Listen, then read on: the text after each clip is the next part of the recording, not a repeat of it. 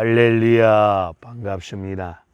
오늘은 제가 살고 있는 지리산 자라 시골에 위치하고 있는 시골 초등학교 운동장에 나와서 하나님 말씀 창세기 37장으로부터 45장에 걸친 요셉에 관한 말씀을 성령의 인도하심을 쫓아 복음을 증거하기를 원하는 정국성 TV 정국성 목사입니다.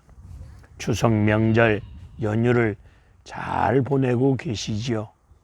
이 초등학교 운동장에 나와보니 시골에 계신 할머니, 할아버지를 찾아온 서울의 도시에 살고 있는 어린아이들이 그의 부모님들과 함께 운동장에 옹기종기 모여 앉아서 이야기도 나누고 그리고 운동장에서 마음껏 뛰놀고 있는 모습이 어찌나 그리 보기가 좋은지 참으로 아름다운 모습을 또한 보고 있으면서 저는 하나님 말씀을 전하고자 합니다. 요셉 17살 나이에 인류의 역사 위에 등장합니다. 히브리인들이 17이라고 하는 숫자의 개념의 뜻은 입을 열어 말하다는 그런 뜻을 가지고 있습니다.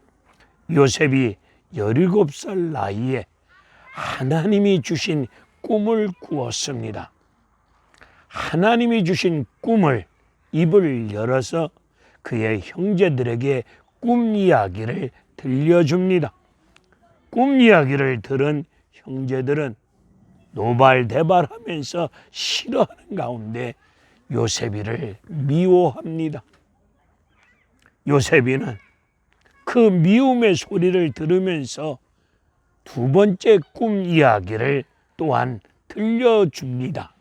나 같으면 두 번째 꿈 이야기는 안 할 것 같습니다.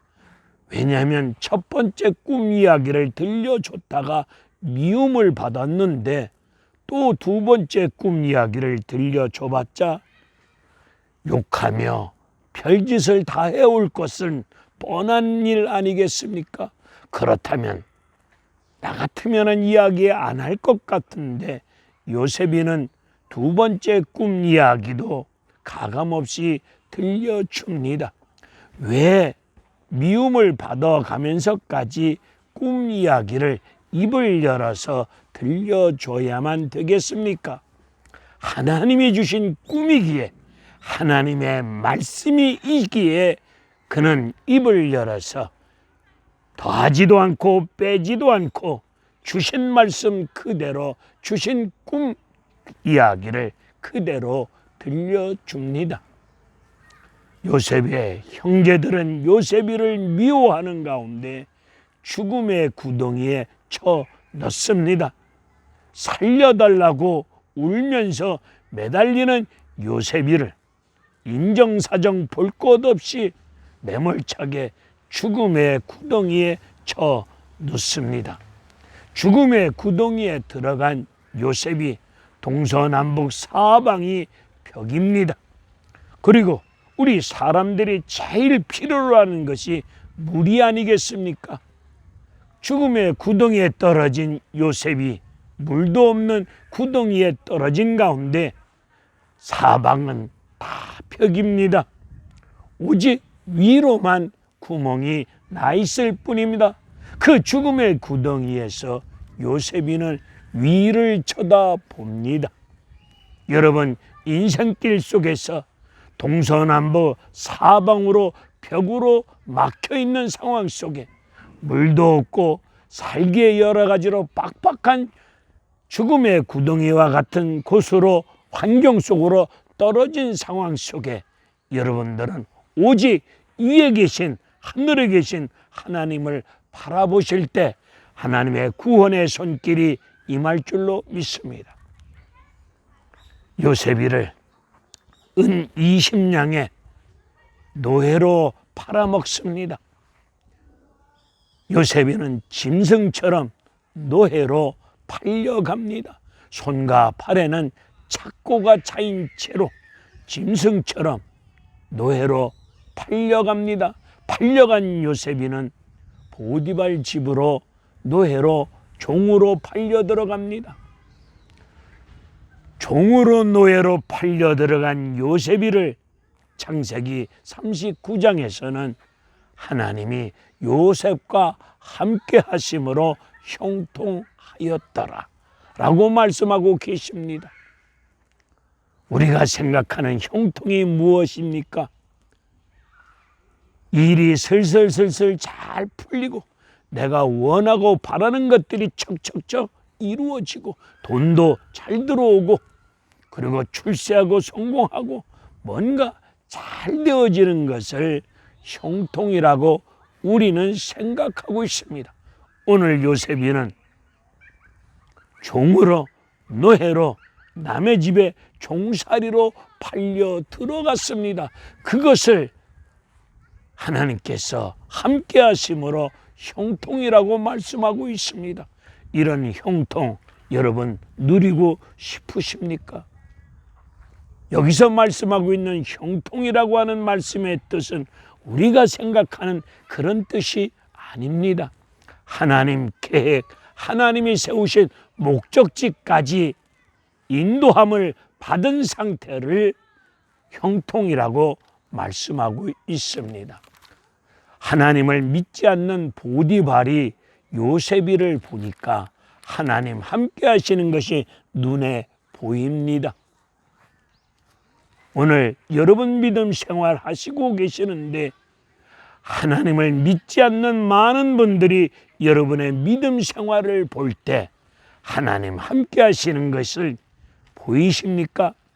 다른 분들에게 하나님 함께하는 믿음의 생활을 보여드릴 수 있는 하나님 함께하는 믿음의 삶을 보여줄 수 있는 저와 여러분이 되셔야 될 줄로 믿습니다.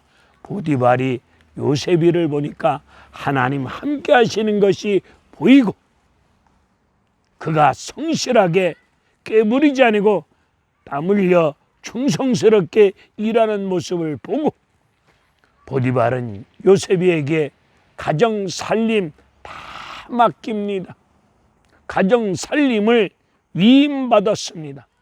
보디발은 요셉이를 신임합니다. 우리의 직장 생활, 우리의 사회 생활, 우리의 가정 생활 속에서 다른 분들로부터 여러분이 신임을 받으셔서 모든 살림을 여러분에게 맡길 수 있도록 신임을 받을 수 있는 그런 믿음 생활, 인생살이를 살아가셔야 될 줄로 믿습니다.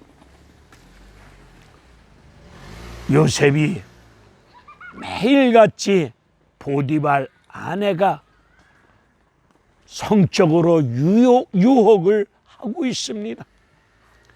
요셉의 나이 17살, 피 끓는 젊은 청년 아닙니까? 정말 돌멩이도 먹고 소화해낼 수 있는 젊은 청년에게 보디발 아내가 매일같이 성적으로 유혹을 합니다. 그것도 가끔 하는 것이 아니라 매일같이 성적으로 유혹을 해올 때 요셉이는 그 유혹을 뿌리치고 그 유혹의 현장을 도망쳐 나갑니다. 이때 요셉의 옷이 찢어지는 이런 아픔도 또한 겪습니다. 요셉의 옷이 찢어지는 한이 있어도 그 유혹의 자리를 뿌리치고 도망갑니다. 하나님을 의식한 가운데 도망가는 요셉입니다. 오늘 이 시대 여기저기서 성적인 타락과 성적인 유혹이 성추행, 성폭행 사건들이 여기저기 일어나고 있는 이 시대 앞에서 여러분들이 성적인 유혹이 임한다면 그것을 피할 수 있는 길은 그 자리를 피하여 뿌리치고 도망가는 길밖에는 없습니다. 요셉이는 죄에 안 지르고 발버둥 치다가 감옥에 들어가는 고통을 겪습니다. 억울하게 죄를 누명을 쓰고 감옥에 들어갑니다. 감옥은 죄 짓는 사람들이 들어가는 곳이 감옥 아닙니까? 그런데 요셉이는 죄를 짓지 아니하려고 몸부림쳤는데, 죄 안 지려고 했는데 감옥에 들어갑니다. 어둠의 세력, 사탄의 세력들은 죄를 요셉에게 덮어 씌우는 것처럼 사탄의 세력들은, 귀신의 세력들은, 어둠의 영들은 지가 잘못한 죄를 우리에게 덮어 씌웁니다. 이런 억울함 속에 요셉이는 감옥에 들어갑니다. 감옥에 들어간 요셉이는 감옥 안의 사람들로부터 또한 신임을 맡아서 또한 감옥 살림도 꾸려갑니다. 감옥 안에 있던 술 맡은 관원장과 감옥 안에 있던 떡 맡은 관원장, 이 두 사람이 꿈을 꾸었는데 요셉이가 거기서 이들의 꿈을 해석해 줍니다. 술 맡은 관원장 꿈을 해석해 주면서 당신은 이 감옥에서 나갈 것이다, 복직될 것이다. 요셉의 꿈 해석대로 그는 감옥에서 나가고 복직이 되어졌는데, 이때 요셉이는 당신이 감옥에 나가면은 나의 억울함을 왕에게 잘 설명을 드려서 내가 이 감옥에서 풀려날 수 있도록 도움을 구합니다. 그리고 술 맡은 관원장도 내가 나가면 요셉이 감옥에서 나갈 수 있도록 도와주겠노라고 말했습니다. 그런데 화장실 갈 때와 갔다 와서의 마음이 다른 것처럼 술 맡은 관원장이 감옥에서 나갔는데 소식이 없습니다. 참으로 우리 인간을 도와주실 수 있는 분은 사람이 아닙니다. 사람들은 나와 여러분을 금방 확실하게 도와줄 것처럼 이런 말 저런 말 해오지만, 진정 우리를 도와주실 수 있는 분은 시편 121편에 있는 말씀처럼 나의 도움이 어디서 올고 천지를 지으신 여호와 하나님으로부터 도움의 손길이 임합니다. 이 말씀을 믿으시고 하나님 도우심의 손길을 힘입어서 영광 돌리는 여러분들 되어지기를 원합니다. 애굽의 왕이 꿈을 꾸었는데 해석하는 자가 없습니다. 궁금한 가운데 있을 때에 이때 감옥에서 꿈 해석을 받은 술 맡은 관원장이 꿈을 해석해 줬다는 사실을 다시금 깨닫고 그것이 기억난 가운데 왕에게 말씀을 드립니다. 왕이요, 제가 감옥에 있을 때 제가 이러이러한 꿈을 꾸었는데 그 꿈을 해석한 친구가 요셉이라고 하는 인물입니다. 소개를 드렸더니 당장 불러오라고 합니다. 왕의 부름을 받고 왕 앞에 나아간 요셉이가 왕의 꿈을 해석해 드립니다. 성경적으로 하나님 말씀 안에서 해석을 해 드립니다. 그리고 요셉이는 갑자기 총리가 됩니다. 요셉이 사법고시, 행정고시 줄서고 혈연, 학연, 백동원해서 총리가 된 것이 아니고 그 총리의 자리 누가 세우셨습니까? 하나님이 세우셨습니다.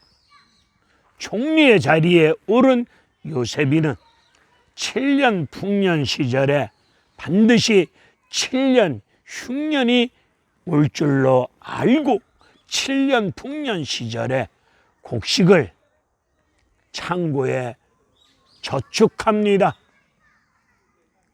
얼마 후 온 세상에 기근이 심합니다. 온 세상에 기근이 심함으로 말미암아 사람들이 기근 속에서 허덕이는 줄인 배를 움켜잡고 힘들게 어렵게 삶을 살아갈 때에 야곱이는 아들들에게 말합니다. 아들들아, 지금 위기가 기근으로 인하여 먹고 살기 힘든 위기를 당했는데 너희들 방구석에 들어앉아서 손가락만 빨고 있으면 되겠느냐? 애굽의 총리가 이 기근 상황 속에서 곡식을 나눠준다고 하오니 너희들 양식을 구하러 다녀오너라. 아버지의 명을 받은 아들들은 양식을 구하러 애굽으로 들어갑니다. 요셉의 앞에 나아가서 무릎을 꿇고 인사를 드립니다. 절을 합니다. 이때 요셉이는 양식을 구하러 온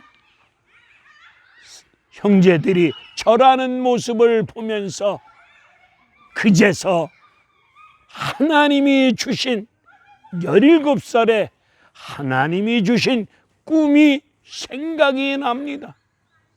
꿈을 받았을 때는 그 뜻과 섭리를 제대로 깨닫지 못하였는데 오늘 양식을 기근 속에 흉년 속에 양식을 구하러 와서 요셉의 앞에서 절하는 모습을 보면서 하나님이 주신 꿈을 깨닫습니다.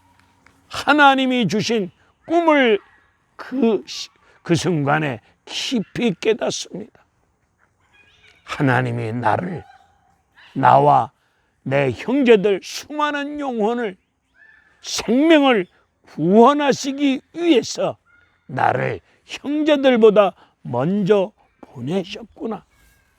노예로 짐승처럼 팔려간 것이 아니라 하나님께서 나와 내 형제들을 생명을 구원하시려고 나를 형제들보다 먼저 보내셨구나. 이 일을 하신 분이 하나님이 하셨구나. 하나님이 하셨다는 것을 요셉이는 창세기 45장에서 하나님의 섭리, 하나님의 손길, 하나님의 뜻을 거기서 깊이 깨닫고 양식을 구하러 온 형제들을 향해서 가까이 오라고 합니다. 가까이 다가선 형제들에게 내가 당신들이 팔아넘긴 당신들의 형제 요셉이라고 신분을 밝힙니다. 밝히면서 주변에 있던 다른 사람들을 다 물려놓고 요셉이는 목을 놓아 뜨거운 눈물을 흘리고 있습니다. 창세기 42장, 43장, 45장에 걸쳐서 요셉이는 양식을 구하러 온 형제들을 알아보면서 만감이 교차하는 가운데 3번 울었습니다. 오늘 요셉이가 울었던 울음의 뜻이 무엇입니까? 요셉이가 뜨거운 눈물을 3번 흘렸는데 그 눈물 무슨 뜻을 가지고 있을까요? 형제들이 자기를 팔아넘기고 보디발 여인이 자기를 억울한 죄를 덮어 씌워서 억울하게 감옥 생활한 이런 억울함을 당한 그런 성질난 분노의 울음일까요? 억울함을 당했던 그리고 그 억울함 속에서 쓰라린 고통과 아픔을 겪었을 때에 치밀러 올라왔던 분노의 눈물일까요? 지나온 세월들이 쓰라린 고통입니다. 처절한 환경 속에서 비참한 환경 속에서 억울한 누명을 쓰고 지나온 세월들이 쓰라린 고통, 쓰라린 아픔이 오늘 하나님 하신 일들 앞에서 하나님 은혜 가운데 예수 그리스도 안에서 그동안 겪으며 살아왔던 쓰라린 고통, 아픔이 다 녹아지는 가운데 하나님이 하신 구원의 손길, 하나님이 하신 손길 앞에 하나님 은혜 아래서 미움도 고통도 아픔도 슬픔도 다 녹아진 가운데 나오는 뜨거운 하나님 앞에서 뜨거운 감사의 눈물을 흘리고 있습니다.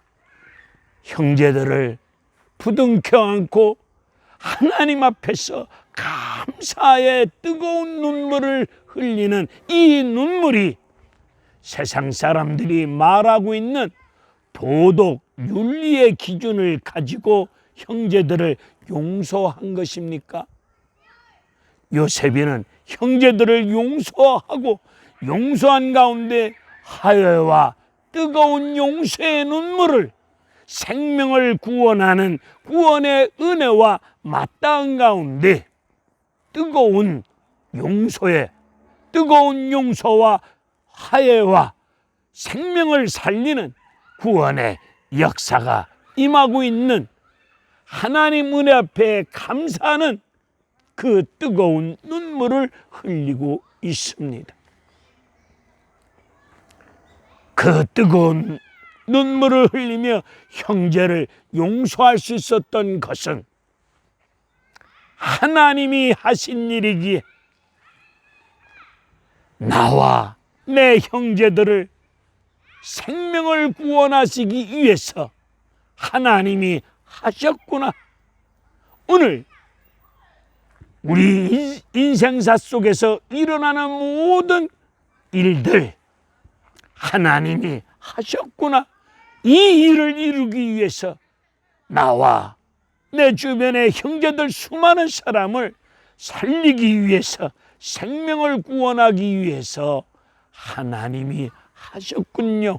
이것을 깨달아지면은 왼수 같은 사람들도 다 용서가 되는 겁니다. 아직도 용서가 안 되는 사람들이 계십니까? 요즘은 용서가 안 되는 무서운 시대 앞에 살고 있습니다. 칼에는 칼, 이에는 이, 악에는 악으로 내 눈에 흙이 들어가기 전에도 죽어도 용서 못해. 이를 갈며 복수의 칼을 갈면서 용서가 안 됩니다. 심지어 교회 안에서도 용서가 안 되고 있습니다. 나와 여러분은 용서받을 수 없는 죄인 중에 죄인이 아니었습니까? 죄덩어리, 여지가 없는 죄인인 나와 여러분을 우리 주 예수 그리스도께서 보혈의 피로 우리의 죄를 사하여 주시는 십자가 구속의 은혜와 용서를 받았건만 이 은혜를 입어놓고도 내 성질대로, 내 기분대로, 내 조건대로 안 맞는다고 한 나머지 용서를 못하고 살아갑니다. 용서가 없이 내가 마치 하나님인 것처럼 말하고 떠들고 정죄하고 심판하며 살아갑니다. 오늘 이 대한민국을 보세요. 좌파 우파 피 터지게 싸우고 있는데 그 속에 용서가 없습니다. 오늘 목사님들이 교단마다 총회할 때에 내 편이 아닌 다른 편들, 내 말을 들어주지 아니하는 다른 편의 사람들 무조건 싫어하는 가운데 씩씩거리며 심지어 싸워가면서 용서를 못하고 살아가고 있습니다. 그런 목사님들 밑에서 가르침을 받은 성도들의 삶은 더 말하면 뭐 할 것 있겠습니까? 용서가 없는 시대, 요셉과 같은 뜨거운 눈물이 없는 이 약한 시대 앞에서, 매정하고 부정하기 그지없는 이 매몰찬 시대 앞에서 하나님이 하셨군요. 하나님의 구원의 손길, 하나님의 섭리를 제대로 깨닫고 우리 모두 끌어안고 용서하며 눈물 흘리며 화해하는 가운데 구원의 역사를 이루어갈 수 있는 이 시대 믿음의 사람들이 되시기를 주님의 이름으로 축원을 드립니다. 창세기 50장 15절 이후를 보게 되면 야곱이는 이 땅 위에 생의 삶을 마치고 죽습니다. 죽고 난 다음에 형제들은 더 초조불안 염려 속에 있습니다. 그동안 아버지 야곱이 살아계셨을 때는 아버지 보고 요셉이가 우리에게 죗값을 묻지 아니하였건만 이제 우리에게 병풍 같은 아버지가 돌아가셨으니 이제 요셉이가 우리 형제들의 죗값을 물어오면 우리는 꼼짝없이 죽었구나. 이런 생각 속에 무서워 떨고 있을 때 요셉이는 무서워 떨고 있는 형제들을 향해서 내가 하나님을 대신할 수 있겠습니까? 내가 하나님을 대신할 수 있겠습니까? 무서워 떨지 마세요. 이 말씀을 그들에게 전해줍니다.